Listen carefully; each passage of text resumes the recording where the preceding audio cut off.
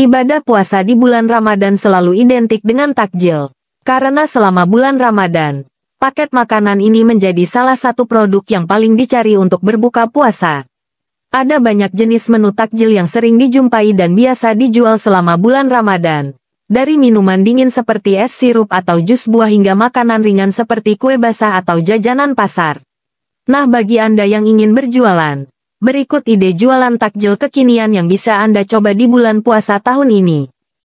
Sebelum lanjut ke video, alangkah baiknya jangan lupa like, komen, dan subscribe. Bunyikan loncengnya agar tidak ketinggalan video terbaru dari channel Ide Usaha Bagus.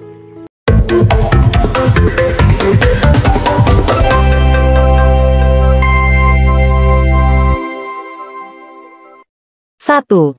Jualan dadar gulung. Jualan takjil dadar gulung merupakan usaha yang menjanjikan, terutama saat bulan Ramadan. Dadar gulung, dengan tekstur lembut dan isian manis, menjadi pilihan takjil yang populer. Berikut penjelasan lengkapnya. Produk 1. Dadar gulung. Makanan berupa kulit dadar tipis yang diisi dengan adonan manis, lalu digulung. Kulit dadar biasanya terbuat dari tepung beras dan santan, menghasilkan tekstur yang lembut dan sedikit kenyal. 2. Isian. Isian dadar gulung biasanya berupa adonan manis yang terbuat dari gula, santan, dan sedikit garam. Anda bisa menambahkan 3. Kelapa. Parutan kelapa muda memberikan rasa manis dan tekstur yang gurih. 4. Meses coklat. Menambah rasa manis dan tekstur yang renyah. 5. Keju. Keju parut memberikan rasa gurih dan sedikit asin yang berpadu dengan manisnya isian. Modal dan biaya. 1.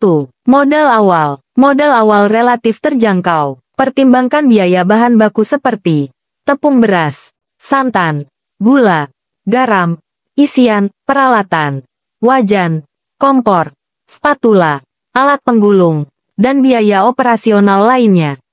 2. Bahan baku. Pilih bahan baku berkualitas untuk menghasilkan dadar gulung yang lembut dan enak. Santan yang berkualitas sangat berpengaruh pada tekstur kulit dadar. Keuntungan dan tantangan. 1. Keuntungan. Keuntungan jualan dadar gulung cukup menjanjikan, terutama di bulan Ramadan. Modal awal yang relatif kecil juga menjadi keunggulan. 2. Tantangan. Persaingan yang ketat selama Ramadan.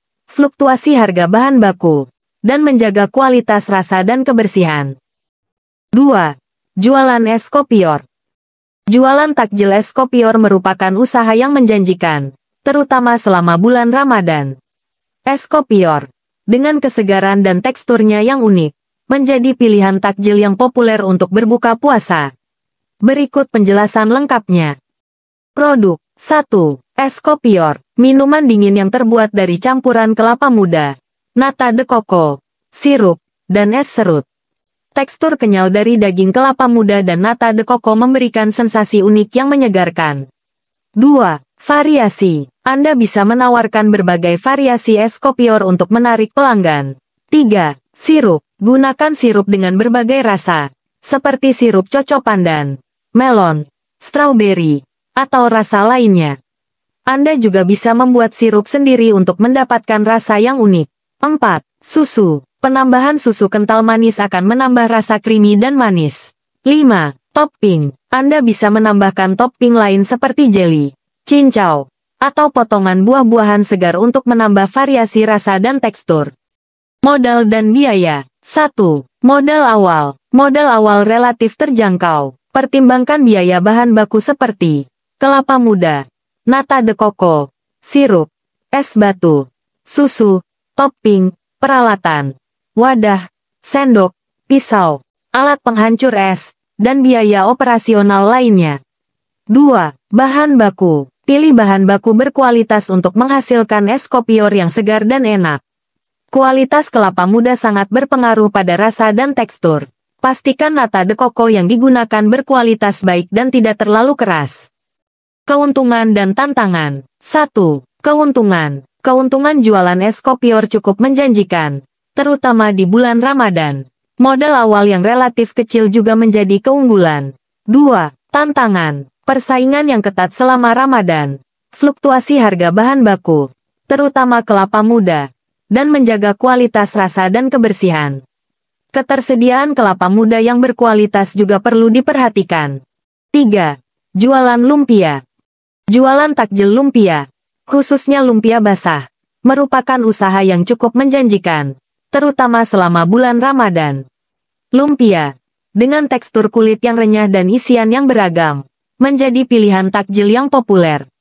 Berikut penjelasan lengkapnya. Lihat nih, Produk 1. Lumpia. Makanan berupa kulit lumpia yang diisi dengan berbagai macam isian, lalu digoreng atau direbus untuk lumpia basah. Kulit lumpia biasanya terbuat dari tepung terigu. 2. Variasi. Anda bisa menawarkan berbagai variasi lumpia untuk menarik pelanggan.